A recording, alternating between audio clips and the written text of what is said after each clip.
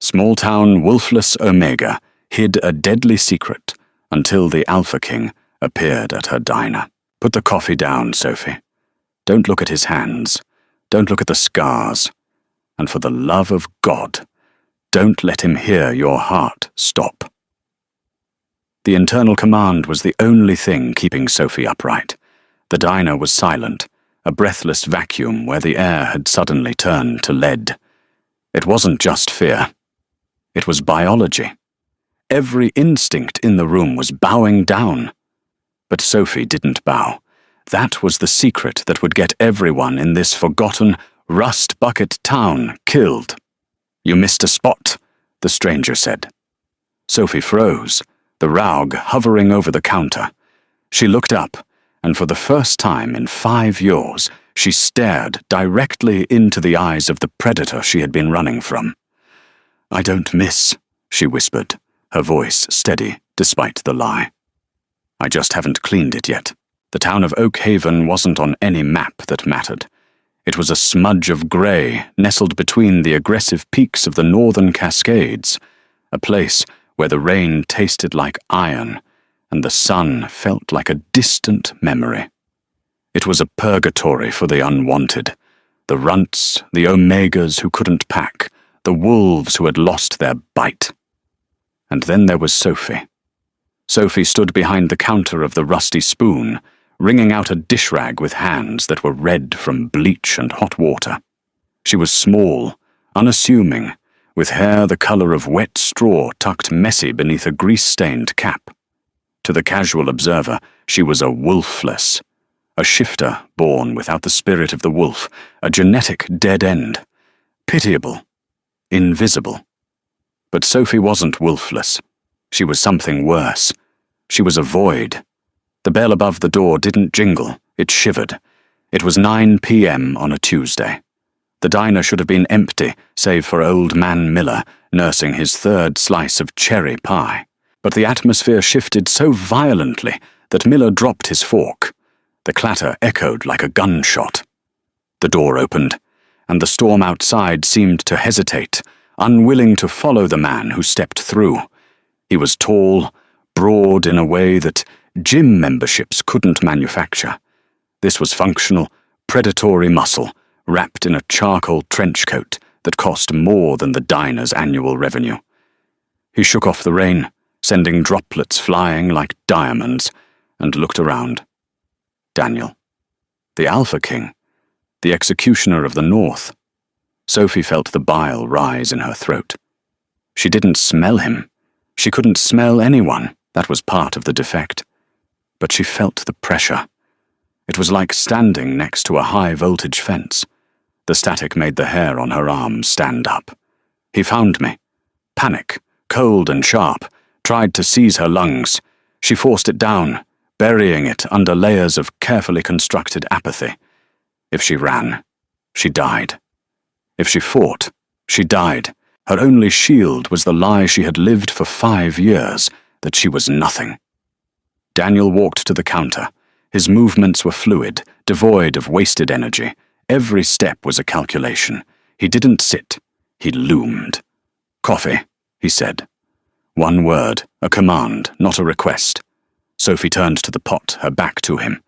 She closed her eyes for a split second, centering herself. Be the mouse. Be the nothing. "Cream or sugar?" she asked, turning back. She kept her eyes on the pot, pouring the dark liquid with a steady hand.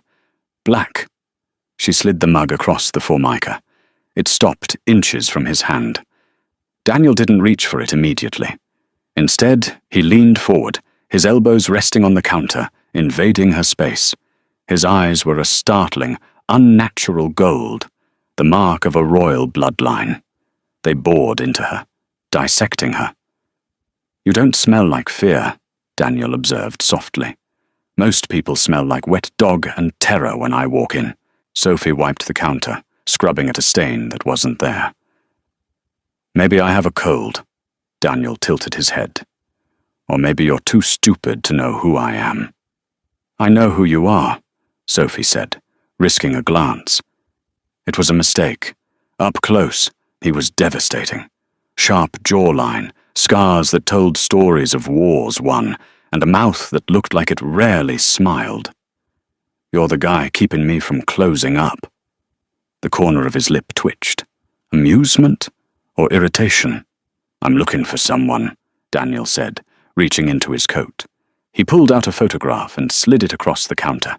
Sophie's heart hammered against her ribs, a frantic bird in a cage. She looked down. The photo was old, grainy. It showed a girl of 18, covered in soot, standing amidst the ruins of a burning pack house. Her eyes were wild, glowing with a violet light that shouldn't exist. "Her name is Serafina," Daniel said, his voice dropping an octave. "She burned down the Silver Moon Pack lands 5 years ago. Killed the Alpha. Killed his heir. Vanished into thin air."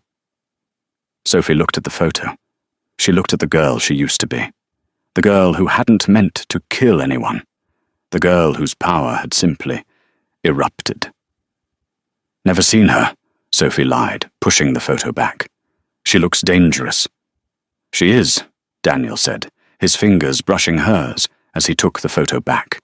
The contact was electric, not the good kind. It was a shock of repulsion and attraction so strong Sophie almost dropped the rag. Daniel froze. He stared at his own hand, then at her. He frowned, a deep furrow appearing between his brows.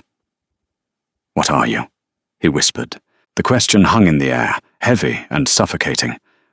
"What are you?" It wasn't a question of species.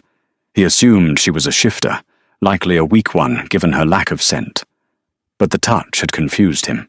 Alphas were used to feeling the submissive energy of others, a current that flowed from the weak to the strong. When he touched Sophie, he felt silence, a void where a soul should be. "I'm the waitress," Sophie said, her voice flat. "And we close in 10 minutes. Daniel didn't move. He took a sip of the coffee, his eyes never leaving her face. He was dissecting her micro-expressions, hunting for a flinch, a twitch, a tell. "You're not a wolf," he stated. It wasn't a question. "But you're not human. Humans have a specific scent, fragile, milky. You smell like rain on ozone, like the air before a lightning strike." "I'm wolfless," Sophie said, using the slur like a shield. "Genetic defect. My parents were betas. I got the short straw. No wolf, no shift, no magic. Just me."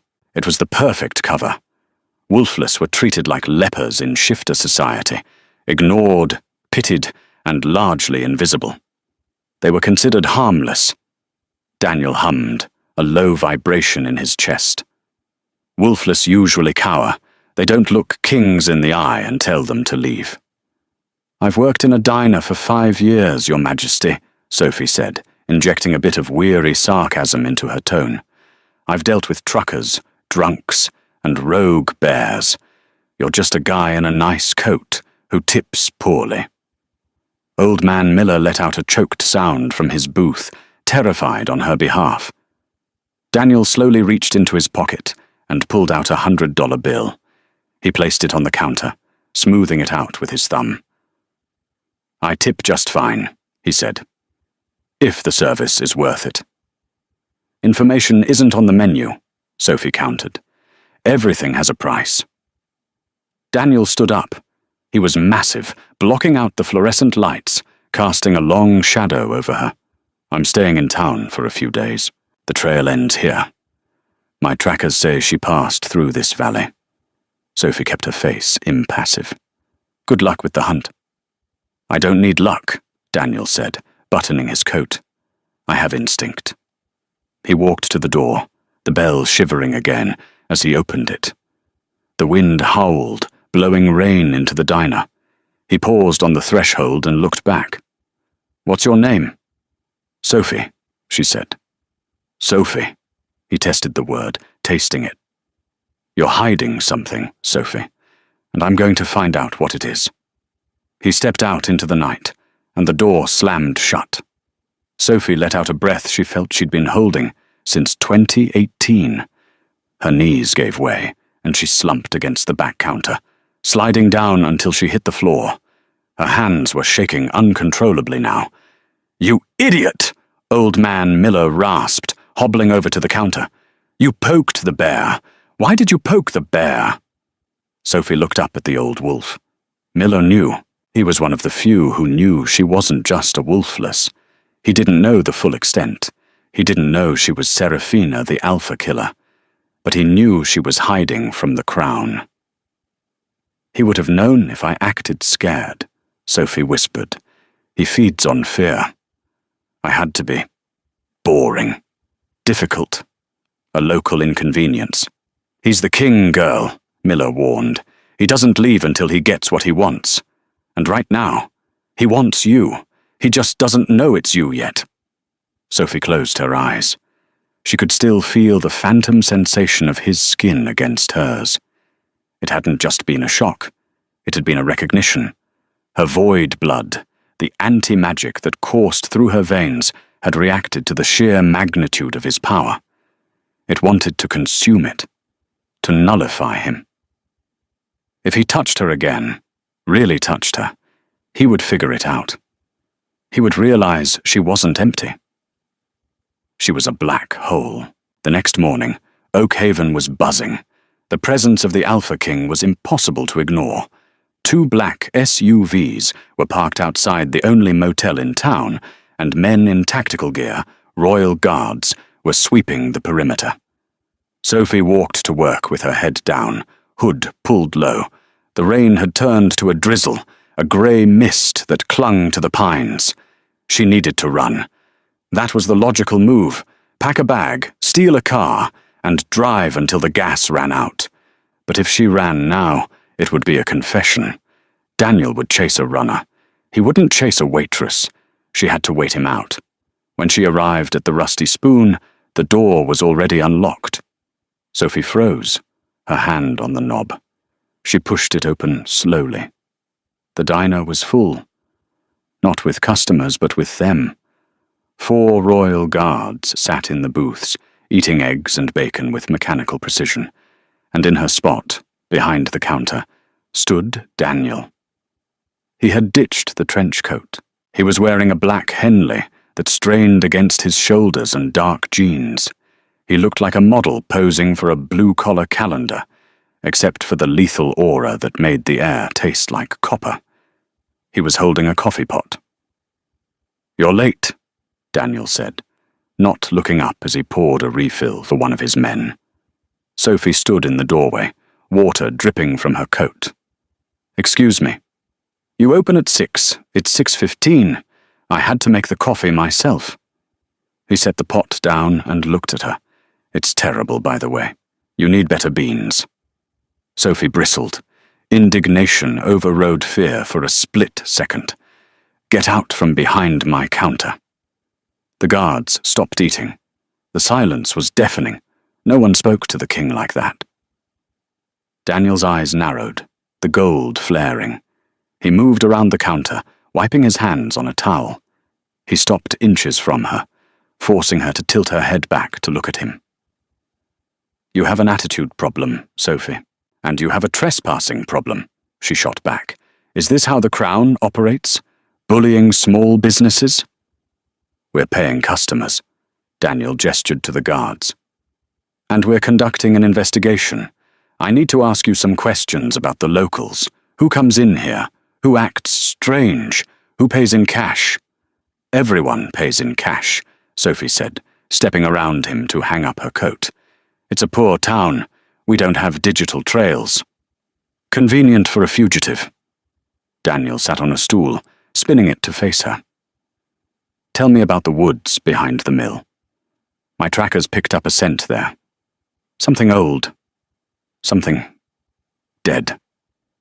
Sophie's blood went cold.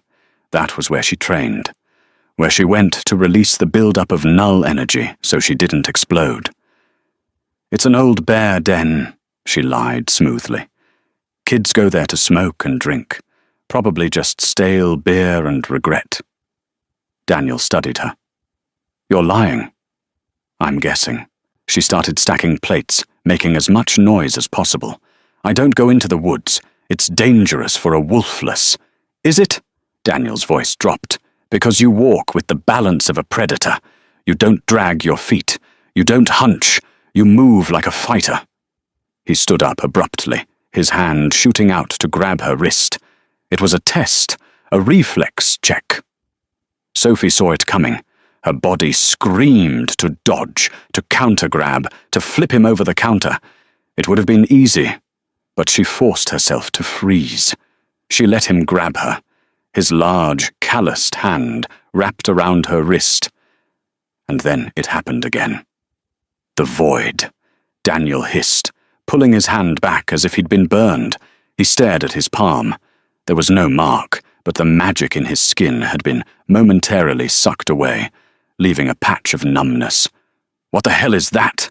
he growled, the gold in his eyes bleeding into the whites. His wolf was surfacing, agitated by the unknown threat. Sophie clutched her wrist, feigning pain. "You're hurting me. What is wrong with you?" Daniel breathed heavily, trying to calm his beast. "My magic. It died when I touched you. It just vanished." The guards were on their feet, hands on their weapons. "Sir?" one asked. "Stand down," Daniel barked. He looked at Sophie, really looked at her, with a mixture of horror and fascination. "You're not just Wolfless. You're a null." Sophie's heart stopped. He knew the word. Most people didn't. "I don't know what that means," she stammered, backing away until she hit the pie display case.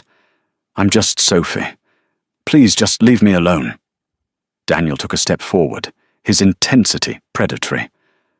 A null is a myth, a genetic anomaly that acts as a magic sink. You don't just lack a wolf, you kill them. You absorb aura. He looked at the photo of Serafina he had left on the counter. Then he looked at Sophie. The connection snapped into place. "The fire at Silver Moon," Daniel whispered, the realization dawning on him like a sunrise over a battlefield. It wasn't regular fire. It was the implosion of magic, an overload. He looked at Sophie, his eyes widening. "It was you." Sophie stopped breathing. She stopped pretending. She straightened her spine, the scared waitress mask falling away to reveal the cold, hardened survivor beneath. Her eyes, usually a muddy hazel, seemed to darken to black.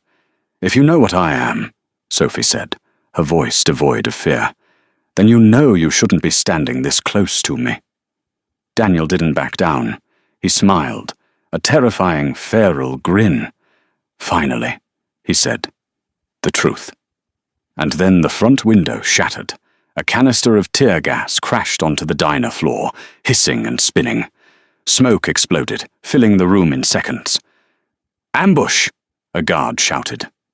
Gunfire erupted from the street. Not regular bullets. Silver-tipped, high-caliber rounds designed to punch through alpha hide. These weren't Daniel's men.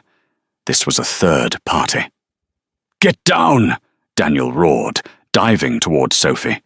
He tackled her, covering her body with his own, as bullets shredded the pie case, showering them in glass and cherry filling. Sophie lay pinned beneath the Alpha King, the smell of cordite and his cedar wood scent filling her nose. She felt his heart hammering against her back, strong, powerful, alive. "Who's shooting at us?" she yelled over the deafening noise. "Not us!" Daniel growled, his lips against her ear. "Me. I have enemies, Sophie. And now, thanks to your bad luck, so do you." He shifted, preparing to spring. "Stay here," he commanded. "No," Sophie said. She reached out, placing her hand on his chest. Daniel looked down, shocked. "If you go out there shifting, you'll be a giant target," she said. "Let me help." "You?" Daniel scoffed, though he didn't move her hand. "What are you going to do? Serve them toast?" Sophie's eyes flashed. She concentrated, pulling on the emptiness inside her, the vacuum that yearned to be filled. She felt the magic of the attackers outside, the shifters among the mercenaries. "I'm going to turn off the lights," she whispered. And with a sharp intake of breath, Sophie pulled, Every light bulb in the diner exploded. The neon sign outside sparked and died. And 50 yards away, the engines of the attacking SUVs stalled as their electrical systems fried. Silence fell over the street. In the dark, Daniel stared at her, his golden eyes glowing in the gloom. "Run," Sophie said. And for the first time in his life, the Alpha King listened. He grabbed her hand, and together they bolted out the back door, into the woods, and into the waiting storm. The forest was not a sanctuary. It was a mouth, and they had just jumped down its throat. Rain slashed through the canopy in sheets of freezing grey, turning the forest floor into a sludge of pine needles and mud. Sophie slipped, her sneakers finding no traction on the slick roots, but a hand clamped onto her bicep, hauling her upright with bruising force. "Move!" Daniel growled. His voice was tight, strained. They had been running for an hour. The adrenaline that had fueled their escape from the diner was curdling into exhaustion, but the sounds of pursuit hadn't faded. Behind them, the distant howl of engines had been replaced by the organic, terrifying sounds of wolves crashing through brush. "They're tracking your scent," Sophie gasped, her lungs burning. She slapped a wet branch out of her face. "You smell like cedar and expensive cologne. You're a beacon." Daniel didn't stop, but his pace hitched. He stumbled, his shoulder clipping a tree trunk. He let out a sharp hiss of breath. Sophie stopped, digging her heels into the mud. She grabbed his arm, pulling him to a halt. "You're hit." "Graze," Daniel lied. He was pale, his skin looking waxen in the gloom of the storm. "Show me." "We don't have time. If you pass out, I can't carry you," Sophie snapped, her voice cutting through the roar of the wind. "And I'm not leaving you to get eaten. Show me." Daniel glared at her, his golden eyes flashing with irritation and pain. But he leaned against the tree. He pulled the collar of his Henley aside. Sophie sucked in a breath. It wasn't a graze. A bullet had furrowed deep across his trapezius, tearing through muscle. The wound wasn't bleeding red. It was oozing a black, viscous fluid. The edges of the torn flesh were bubbling. "Silver nitrate," Daniel gritted out. "Mixed with wolfsbane. Standard regicide cocktail." "It's poisoning you," Sophie said, her hands hovering over the wound. She felt the energy of the poison. It was frantic, acidic, eating away at his natural healing aura. "I can purge it," Daniel said, sweat mixing with the rain on his forehead. "My wolf is fighting it, but it takes focus. Energy. And you're using all your energy to run," Sophie finished. A howl pierced the air. Close. Too close. Maybe half a mile back. Daniel pushed off the tree, swaying. "We need to cross the river. The water will mask the trail." "The river is flooded," Sophie argued. "We'll drown." "Better to drown than be skinned alive by the Blackwood mercenaries." He started moving again, but he was slower now. His left arm hung uselessly at his side. Sophie watched him, her mind racing. He was the king. He was the enemy. He had come here to arrest her, or worse. Leaving him here would solve all her problems. But she remembered the way he had covered her body in the diner. He hadn't hesitated. Damn it! Sophie lunged forward, grabbing his good hand. "Stop!" "Sophie, shut up and listen," she ordered. She stepped into his space, pressing her chest against his arm. She looked up into his fever-bright eyes. "They're tracking your aura. The silver makes your magic flare up like a distress flare. They don't need to smell you. They can feel you bleeding power." "And what do you propose?" Daniel asked, his voice rough. "You want to put a band-aid on my soul?" "I'm a void," she said, the words tasting strange on her tongue. She had spent a lifetime denying it. "I absorb magic. If I hold on to you, if I focus, I can mask you. I can eat the signal." Daniel looked at her, searching her face for deceit. "That requires constant physical contact, and if you pull too hard, you'll kill my wolf." Then don't make me angry, Sophie said. She grabbed his hand, interlacing their fingers. Trust me. Daniel hesitated for a heartbeat. Then he squeezed her hand. Do it. Sophie closed her eyes. She reached out with that inner emptiness, the hungry, dark place inside her chest. She found the raging wildfire of Daniel's aura, hot, golden, and chaotic with pain. Instead of letting it burn, she pulled it in. She wrapped her void around him like a cloak. The effect was instant. The static in the air vanished. To the world, Daniel was now just a hole in the fabric of reality. That feels... Daniel shuddered, leaning into her. Cold. It feels like death. It's safety, Sophie whispered, opening her eyes. Let's go.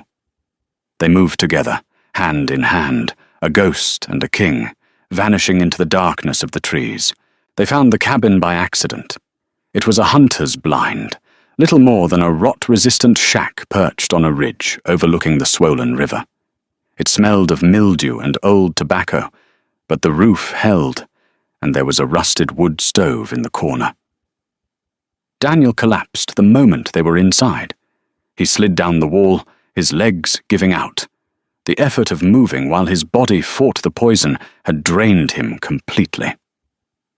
Sophie slammed the door and threw the bolt, a flimsy defense, but it was psychological comfort. She turned to Daniel. He was shivering violently. The null cloak she had placed on him was fading as she let go of his hand. Fire, Daniel chattered. Need heat. Sophie scrambled to the stove. There was a stack of dry wood next to it. She fumbled with the matches she found on the mantel, her hands shaking. Finally, a flame caught. She fed the fire until the iron belly of the stove began to radiate warmth. She turned back to Daniel. He was unconscious, his head lolling forward. No, no, no, Sophie whispered. She crawled over to him. Daniel, wake up. He didn't stir. His skin was burning up. Sophie cursed. She needed to get the bullet out, or at least clean the wound. She grabbed a dusty bottle of whiskey from a shelf and a rusted knife. She poured the alcohol over the blade and then over his shoulder. Daniel groaned, his eyes flying open. They were fully gold now, the pupils blown wide. The wolf was at the surface, feral and confused. Easy, Sophie said, putting a hand on his chest. I'm helping. He looked at her, unseeing for a moment. Then recognition flickered. Sophie, I need to clean this, she said. It's going to hurt. Do it, he breathed. Sophie worked quickly. She wasn't a doctor, but she had patched up enough bar brawl injuries at the diner to know the basics. She cleaned the wound, her heart aching at the sight of the blackened veins radiating from the impact site. The poison is deep, she murmured. I can't cut it out. You have to. Suck it out, Daniel rasped. Sophie looked at him, startled. Excuse me? Not with your mouth, he managed a weak, pained smirk. With your thing, your power. You said you absorb magic. The poison is magic. Wolfsbane is magical botany. Sophie sat back on her heels. I've never done that. I absorb ambient energy. Directed magic. Pulling poison out of blood? That's surgical. If I mess up, I could drain your life force. I could stop your heart. My heart is already stopping, Daniel whispered. His eyes fluttered shut. Better to die by your hand than theirs. The trust in his voice terrified her. He was the king. He should be ordering her execution, not placing his life in her hands. Sophie took a deep breath. She placed her palm directly over the wound. She closed her eyes and looked inside. It was different this time. Instead of a wash of energy, she saw the structure of him. She saw the bright, golden weave of his alpha spirit, strong and resilient, and she saw the black, oily tendrils of the poison strangling it. Focus on the black, she told herself. Eat the rot. She pulled. A jolt of agony shot up her arm. It tasted like ash and bitterness. Sophie gasped, but she didn't let go. She visualized the poison as black smoke and inhaled it into her void. Daniel arched his back, a guttural roar tearing from his throat. His muscles seized beneath her hands. I'm sorry, Sophie chanted, tears leaking from her eyes. Almost there. She pulled harder, dragging the last of the toxicity into herself. Her own veins turned black for a second before her body neutralized the magic, dissolving it into nothingness. She slumped forward, exhausted, her forehead resting on his chest. Daniel lay still. His breathing had evened out. The black veins on his shoulder were fading, replaced by the angry red of a normal, healing wound. For a long time, there was only the sound of the rain and the crackle of the fire. Then, Daniel's hand came up. He stroked her hair, a gentle, clumsy weight. You saved me, he whispered. His voice was clearer. The gravel was back, but the pain was gone. Sophie didn't move. She was too tired. I'm protecting my investment. You owe me a new diner. Daniel chuckled, the sound vibrating through his chest and into hers.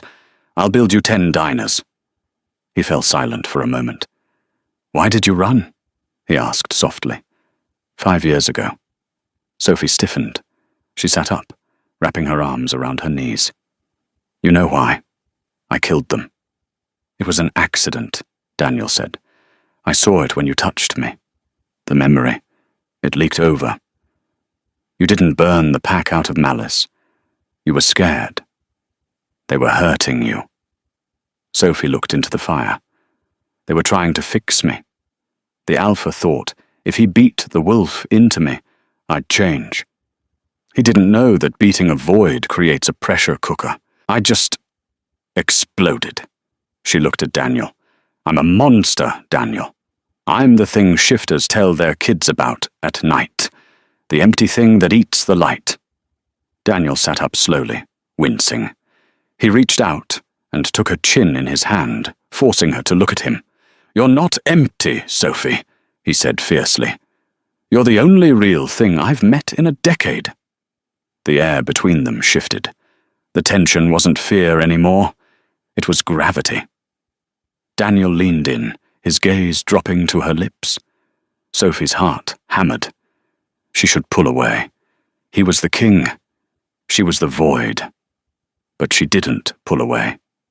She leaned in. Crack. The door splintered inward. Sophie and Daniel scrambled apart as the door flew off its hinges. 3 figures filled the doorway, silhouetted against the stormy night. They were huge, shifted halfway between man and beast, lycanthropes. Their eyes glowed red. And behind them walked a man in a pristine raincoat, holding a silver-plated walking stick. Touching scene, the man drawled. Truly Shakespearean, the king and the abomination. Daniel stood up, placing himself between Sophie and the intruders. He swayed slightly, but his growl was low and thunderous. Marcus, Daniel said. I should have known. Uncle Marcus, the man corrected with a sneer, and soon to be regent. Sophie peered around Daniel. Marcus looked like an older, sharper version of Daniel, but where Daniel's power felt like the sun, Marcus's felt like a swamp, cloying and cold. You hired the mercenaries, Daniel said. You used silver. I did what was necessary, Marcus replied, stepping into the cabin. The 3 wolves growled, stepping with him. You're weak, Daniel. You let the council walk all over you. You refuse to expand our territory. And now? Now you're chasing fairy tales in the woods instead of ruling. He pointed his stick at Sophie. And look what you found. The girl who burned the moon. She's a weapon, Daniel. And you were going to... What? Arrest her? Date her? I'm going to protect her, Daniel said. How noble, Marcus laughed. Kill him. Take the girl alive. I want to see how she ticks. The 3 wolves lunged.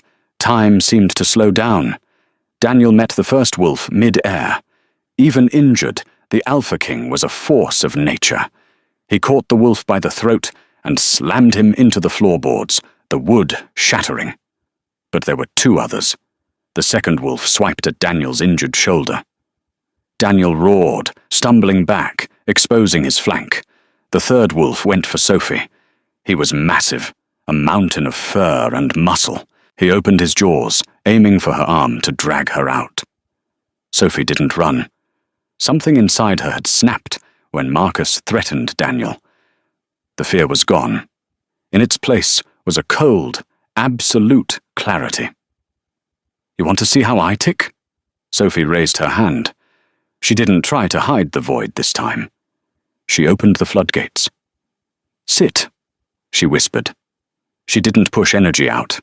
She pulled the world in. A shockwave of silence exploded from her palm. It hit the lunging wolf and stopped him in midair. The gravity around him ceased to exist. His growl was cut off as the air was sucked out of his lungs. Sophie clenched her fist. The wolf was thrown backward, as if hit by a freight train. He smashed through the cabin wall, flying out into the rainy night. Marcus's eyes widened.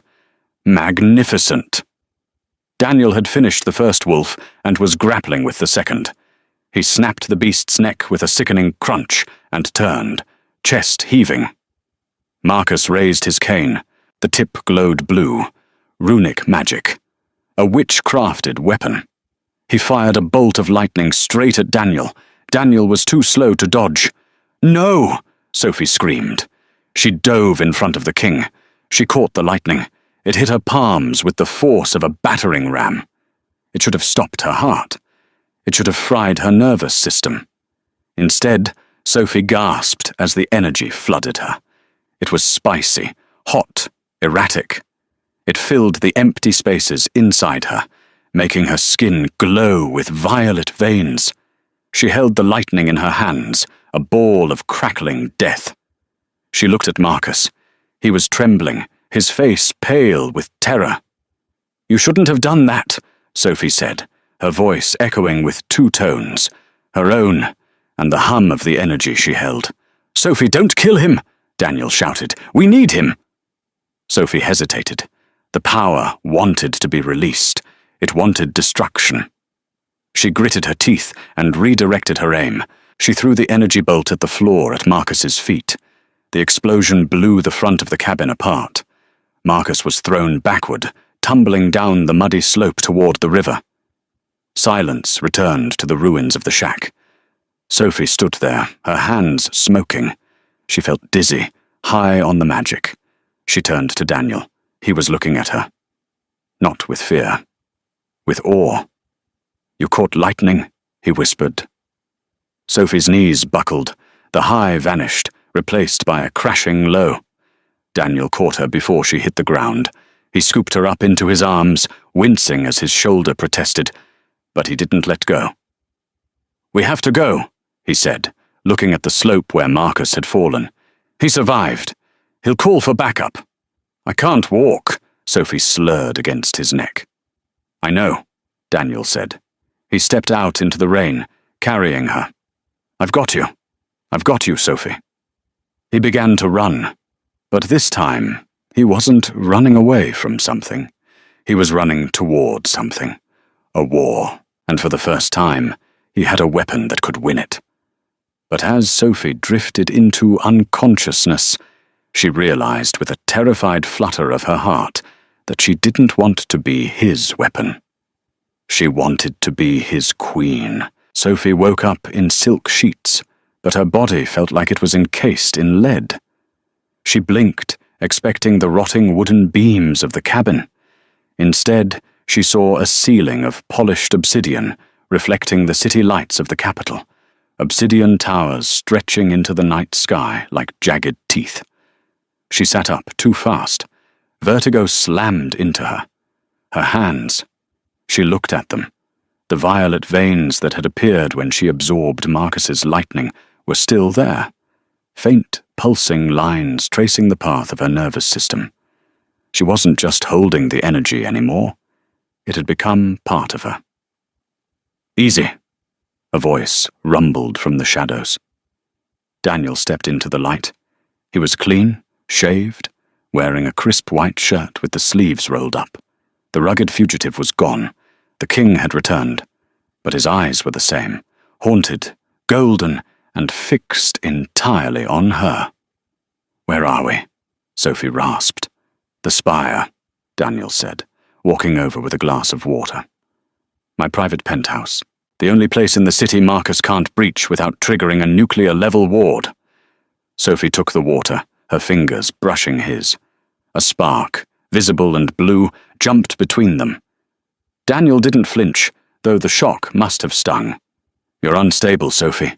That lightning, it didn't dissipate. You're a battery that's reached 110% capacity." "I feel like I'm vibrating," she admitted, setting the glass down. "It's like I had 10 pots of coffee and a shot of adrenaline.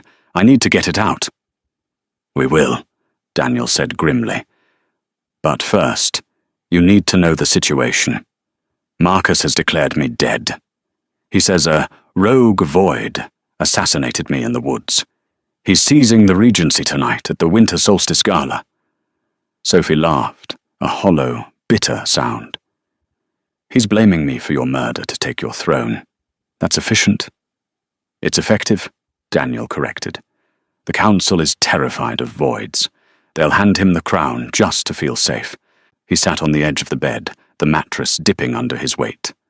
"We have to stop him, Sophie. Tonight." "I can't control this," Sophie gestured to her glowing arms. "If I walk into a ballroom, I might blow up the aristocracy. Maybe that's what I am. Just a bomb." Daniel reached out, taking her face in his hands. The contact was intense, grounding. "You are not a bomb. You are the balance. For centuries, alphas have hoarded power, unchecked. You are nature's answer.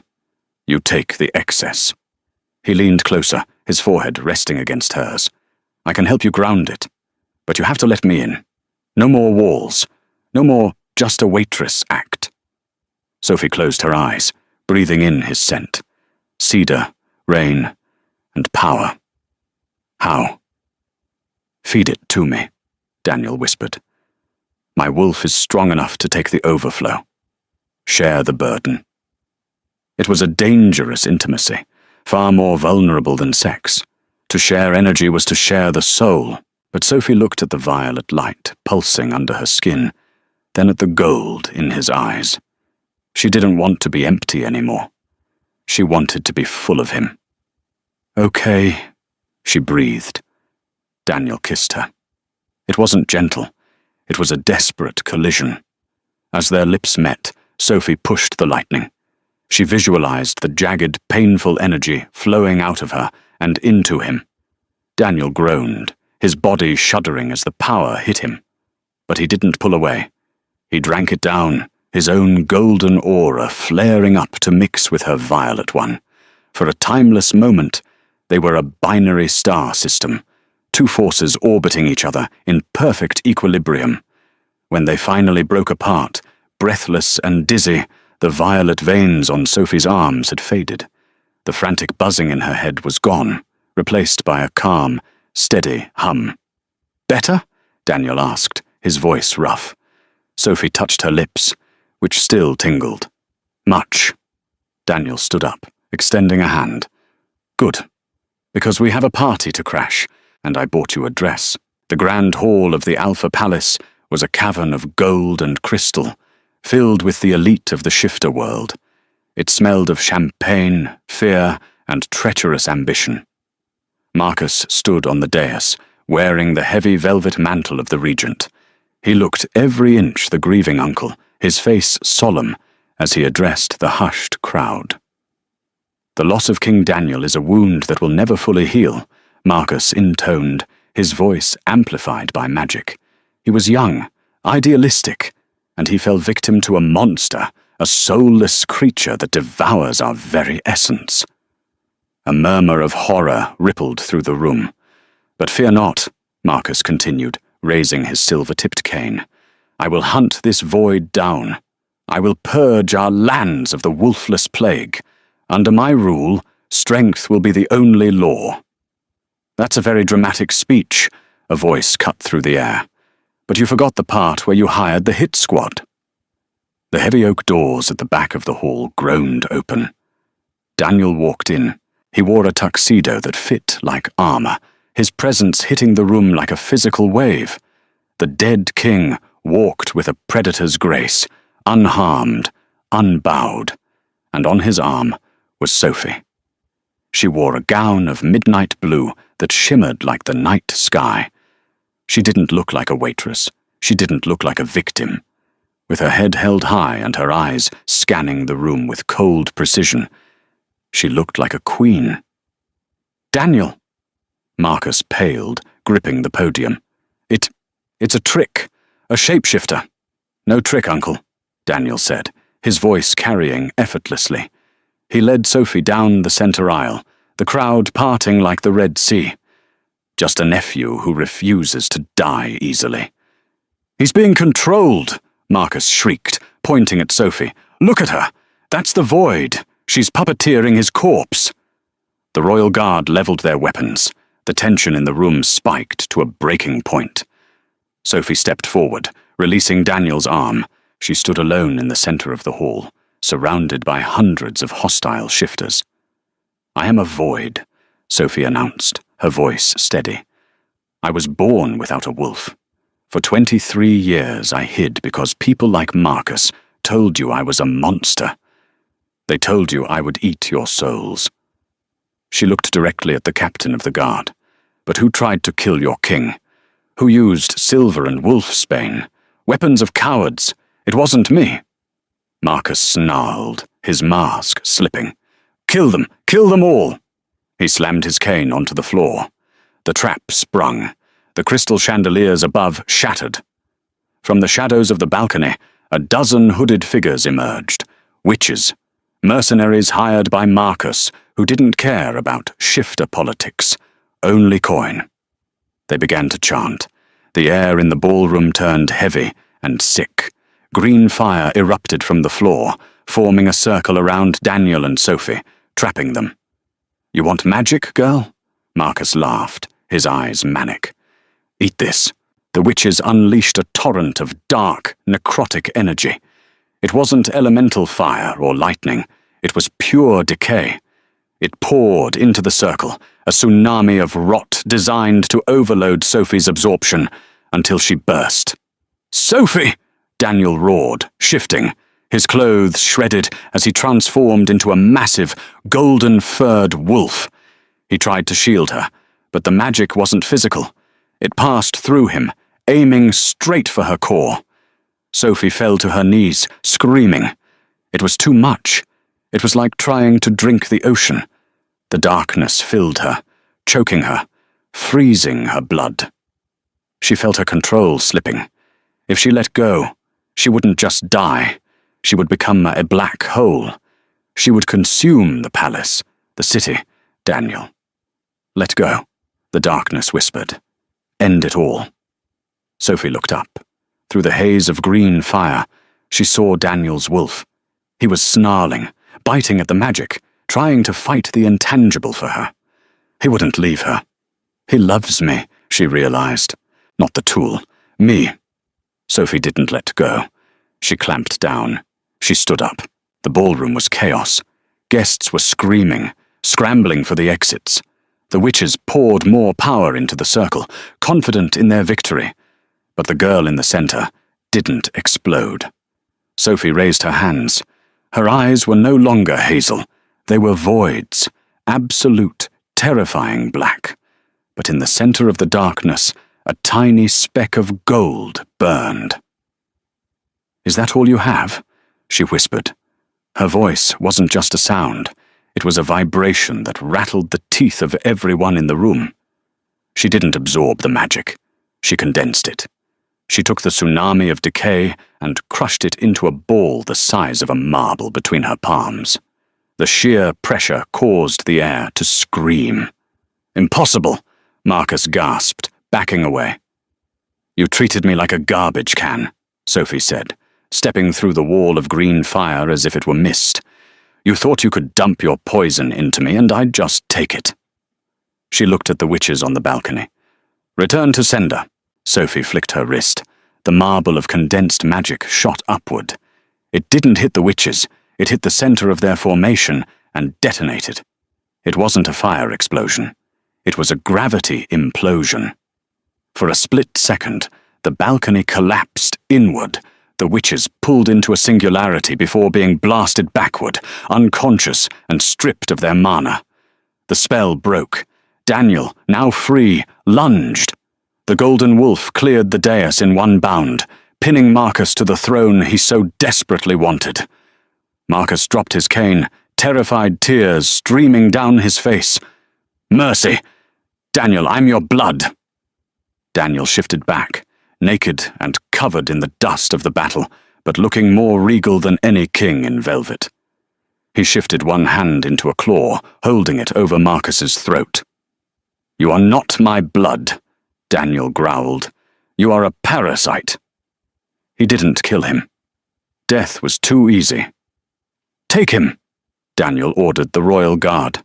The captain of the guard, looking from the defeated witches to the victorious king, didn't hesitate. He marched up the stairs and clamped irons onto Marcus's wrists. The room fell silent. All eyes turned to Sophie. She was standing in the middle of the ruin, swaying. The black in her eyes was fading, returning to hazel. She looked small again, fragile. She took one step toward Daniel and collapsed. Daniel was there instantly, catching her before she hit the floor. He cradled her against his chest, looking out at the court, the dukes, the alphas, the people who had sneered at the Wolfless for generations. "Look at her," Daniel roared, his voice shaking the chandeliers. "This is not a monster. This is the woman who saved your king. She is the shield of Oakhaven. And from this day forward, any who disrespect the Wolfless answer to me." He looked down at Sophie, brushing a stray hair from her face. She blinked open her eyes, exhausted but smiling. "Did we win?" she whispered. Yeah, brightness." Daniel kissed her forehead, heedless of the audience. "We won, 3 months later." The snow had melted in Oakhaven. The diner was being rebuilt. Daniel had kept his promise, and the new rusty spoon was going to have triple-pane windows and a security system that rivaled the Pentagon. Sophie sat on the porch of the refurbished cabin, now a proper summer home, watching the sunset. She wasn't hiding anymore. The world knew her name. There were still people who feared her, whispers of the Void Queen. But she didn't care. The laws were changing. Wolfless were being integrated, given jobs, given respect. It was a slow process, but the wheel had turned. The door opened, and Daniel stepped out. He handed her a mug of coffee. "Black?" she asked. "Cream and sugar," he smiled, sitting next to her on the swing. "You're sweet enough, but the coffee isn't." Sophie leaned her head on his shoulder. He felt solid, warm, real. "Do you miss it?" she asked. "The quiet life? Not having to worry about assassins and politics?" Daniel wrapped his arm around her, pulling her close. "I lived in a castle full of people, and I was the loneliest man on earth. Now, I'm sitting on a porch in the middle of nowhere, and I have everything." He kissed the top of her head. "I don't miss a thing." Sophie smiled, watching the first stars appear. She wasn't a mistake. She wasn't a void. She was Sophie, and for the first time in her life, she was exactly where she belonged. The end. If you enjoyed this story, please like, share, and subscribe for more tales of romance, magic, and destiny. Sometimes the things we fear the most are the only things that can save us.